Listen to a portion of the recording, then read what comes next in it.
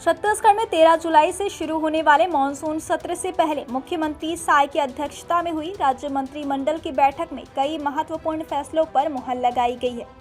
सरकार ने उद्योग, निवेश, बिजली व्यवस्था, शिक्षा, कर प्रणाली और सुरक्षा से जुड़े कई अहम विधेयकों और प्रस्तावों को मंजूरी दी है। माना जा रहा है कि इन विधेयकों को आगामी मानसून सत्र में विधानसभा के पटल पर पेश किया जाएगा। सरकार का दावा है कि इन फैसलों से राज्य में निवेश बढ़ेगा, कारोबार करना आसान होगा, रोजगार के नए अवसर पैदा होंगे और प्रशासनिक व्यवस्था पहले से अधिक पारदर्शी एवं प्रभावी बनेगी। राजधानी रायपुर में आयोजित इस कैबिनेट बैठक में विकास कार्यों की समीक्षा के साथ साथ प्रदेश की आर्थिक और औद्योगिक प्रगति को गति देने के उद्देश्य से कई नीतिगत निर्णय लिए गए हैं। बैठक का सबसे महत्वपूर्ण फैसला Chhattisgarh ease of doing business विधेयक 2026 के प्रारूप को मंजूरी देना रहा।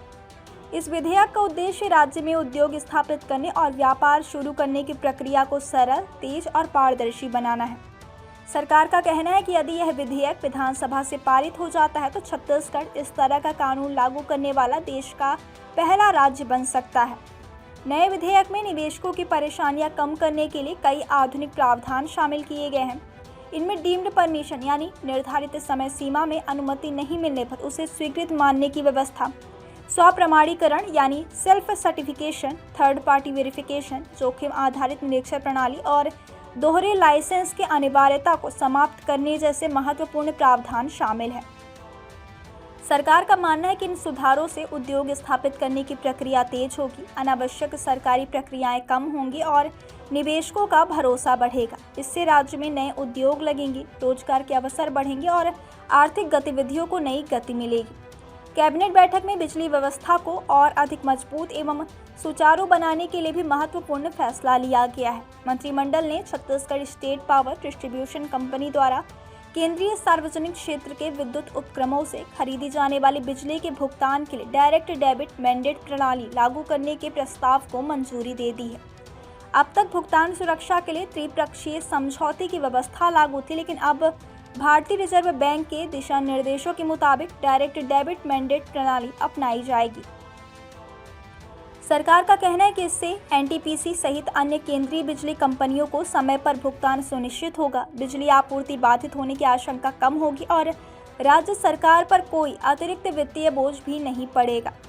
बैठक में सुरक्षा व्यवस्था को लेकर भी अहम निर्णय लिया गया। मंत्रिमंडल ने बस्तर फाइटर्स की भर्ती और सेवा शर्तों से जुड़े नियमों में संशोधन को मंजूरी दी है। सरकार का मानना है कि इस बदलाव से विशेष सुरक्षा बल की कार्यप्रणाली और अधिक प्रभावी होगी तथा सुरक्षा व्यवस्था को मजबूती मिलेगी।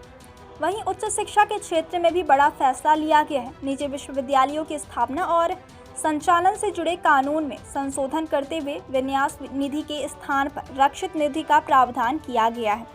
सरकार के मुताबिक इस बदलाव का उद्देश्य निजी विश्वविद्यालयों में अध्ययनरत छात्र छात्राओं के हितों की बेहतर सुरक्षा सुनिश्चित करना है, ताकि किसी भी संस्थागत या फिर वित्तीय समस्या की स्थिति में विद्यार्थियों के अधिकार प्रभावित न हो। कर व्यवस्था में सुधार के उद्देश्य से मंत्रिमंडल ने छत्तीसगढ़ मूल्य संवर्धित कर यानी वैट विधेयक 2026 के प्रारूप को भी मंजूरी दी है। इस प्रस्ताव के तहत राज्य के वाणिज्यिक कर अधिग्रहण को समाप्त किया जाएगा।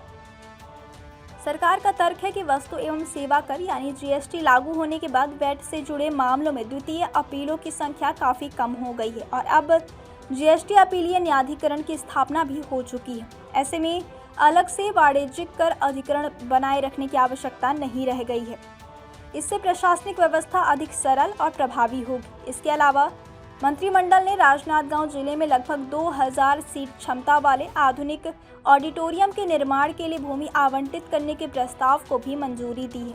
सरकार का कहना है कि इस ऑडिटोरियम के निर्माण से सांस्कृतिक, शैक्षणिक और सामाजिक गतिविधियों को बढ़ावा मिलेगा तथा बड़े आयोजनों के लिए आधुनिक सुविधाएं उपलब्ध होंगी।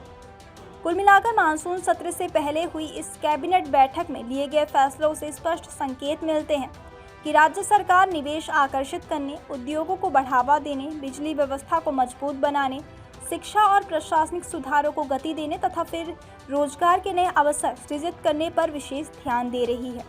अब सभी की नज़र 13 जुलाई से शुरू होने वाले मानसून सत्र पर टिकी हुई है, जहां इन महत्वपूर्ण विधेयकों और प्रस्तावों को विधानसभा में पेश किया जाएगा। यदि सदन से इन्हें मंजूरी मिलती है तो आने वाले समय में छत्तीसगढ़ की औद्योगिक, आर्थिक और प्रशासनिक व्यवस्था में कई बड़े बदलाव देखने को मिल सकते हैं।